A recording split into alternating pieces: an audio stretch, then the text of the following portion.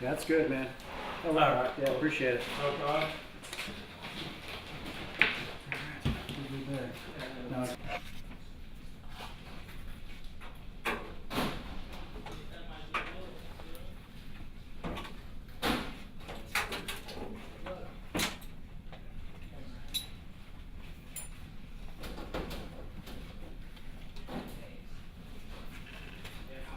Every time.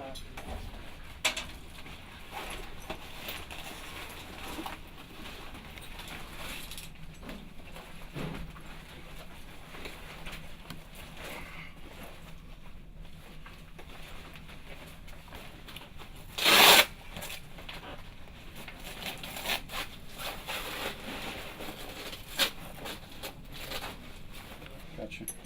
This one's supposed to go around. They call it the it's the first time putting it on with this. What's up, buddy? Yeah, I gotta get this one adjusted. Said the oxygen came out pretty warm.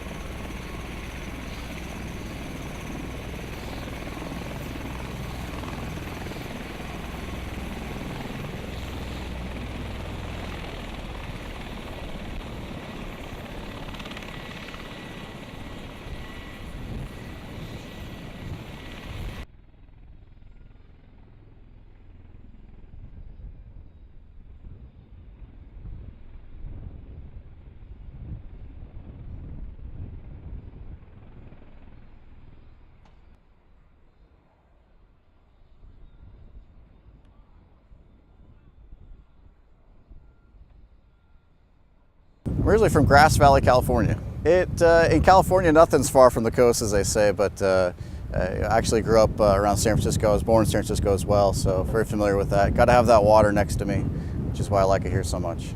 Yeah, my folks are there, and you know, some other family, not in the immediate family, cousins, uncles, things of that nature. Pretty much 3 years to this day, I was on a lead Osprey, CV-22, which is you see behind me, in Afghanistan. It was our first direct action mission, and I was on a short final to our objective, carrying a team of our customers, one of which we could say are the Rangers, and something critically bad happened to the aircraft at that time. Since we don't know, but we crashed and subsequently lost the aircraft. More importantly, lost 4 other individuals along with that. Since then, I've been obviously on the road to recovery. 17 broken bones. We'll do that to you. We'll take the 1 to 2 to now 3 years to recover, but it's been a long road, but very good road. You name it. Started out at, from what I can remember, at Walter Reed, literally learning to eat food again, to walk again. So, and then of course you learn those basic things, and then you have to, you know, reteach yourself the correct way of doing it. Learning to walk again sounds, you know, hard enough, but learning to walk correctly takes even longer, and therefore, you know, Obviously, since then, it's not just been one place. I've had to go to BAMC. I've had to go to a couple other places. The Air Force has really helped me along to accomplish getting back all the way up to flight status and ready to go to fly once again. Are you excited? Oh, tremendously excited. Yeah. I just did what I normally do, what I remember normally doing, which is, you know, just getting up and thinking about the mission and my role and everything the Air Force has taught me. You know that when I went down and crashed, a lot of people ask me, what did you do when you crashed and this and that, and I just go back to exactly kind of like what I did when I showed up today. Everything I was trained to do, I did it, and it was second nature, and so that's what I attribute then, and that's what I attribute now.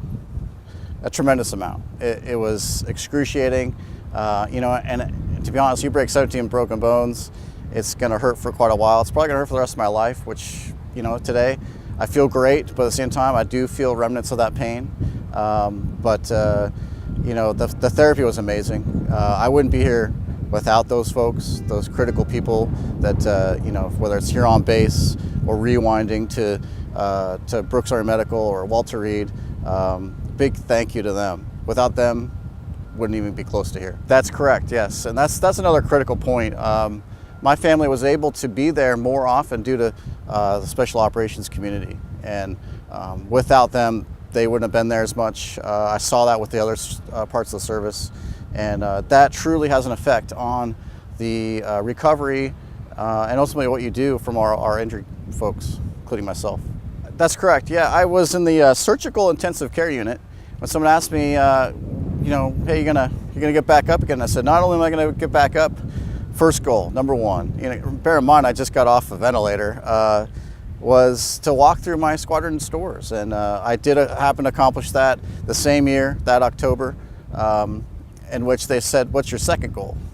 And my second goal was literally today. It was to fly again. And it's kind of ironic, you say these goals, you're gonna walk. At the time, people were kind of like, yeah, right, did it. And then I'm gonna fly again, yeah, right, I'm here, So again, it was a long time, but staying the course was important. You always gotta analyze the good, the bad, the ugly. I'd say I've done good, and that's what's brought me here. I'd say without the support, though, I wouldn't be here. So I would say right now, I'm a family man now, so it's kind of reeled me in a little bit. But right now, I'm just focusing on getting back mission qualified, I'd say, and then the long-term goal at this point would be to continue serving. Just continue serving, and if that's 20 years, if that's more, I'm blessed with more, that'd be great. But it's kind of weird, you do these goals, these critical goals, and these basic goals. It's obvious, yeah, he wants to fly again or he wants to walk again.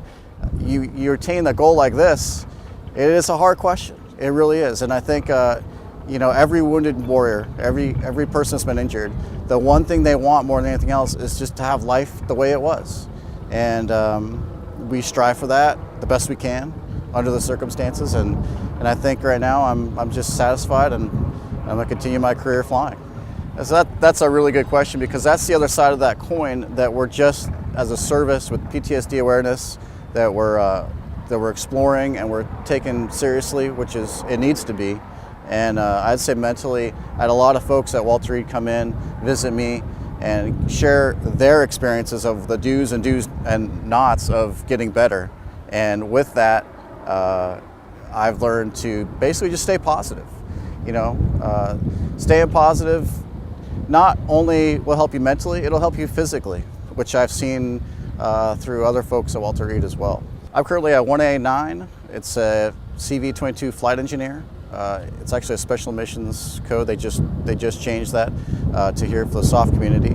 And as a flight engineer on the Osprey, I mainly maintain the health of the aircraft, as well as do all the pre-flight, post-flight checks, and basically help out in any other way during our flying. That's correct. We're a critical part of the crew, just like anybody else. It's a very important role, especially with this aircraft, the mission we fly. And I would, again, it's to me and a lot of other folks, unarguably one of the toughest flying positions an enlisted person can have. Resilience is a great word. Again, having that positive attitude that I've always just called it for me in particular, stubbornness. A positive stubbornness equals resiliency. A lot of it was my, just growing up, family initially, refined definitely by, I guess it sounds cheesy, but by the Air Force. And it was by my first Air Force family, one of my first supervisors. He made that right impression on me. And those, let's say, impressions go a long ways. And if I am that resilient, it's because of those people in my first shop that helped me propel what I thought the Air Force was. Because we're all molded at that young stage in the Air Force, and again, I was grasping for something just like everybody, and they did the right thing and promoted the right values and how we do business, and I encourage that. So I encourage that for frontline supervisors to this day.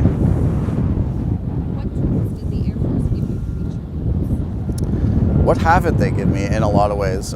They've given me the time to get better.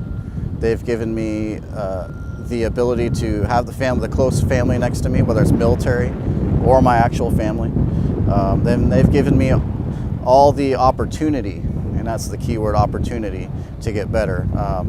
If you would have looked years ago, and a lot of it's a tribute to the medical field, getting me back to where I could, the opportunity wasn't there. Well, in today's Air Force it is, and that's a huge difference, and especially here at Hurlburt Field. I just want to add in that everybody's focused on me today. I appreciate that. Although at the end there was 4 true heroes, in my opinion, that made the ultimate sacrifice, 2 which I knew personally very well, and I want to say, we'll always remember them, and they'll always be in our hearts and minds. And a lot of what I do and continue to do is because of them and their sacrifice.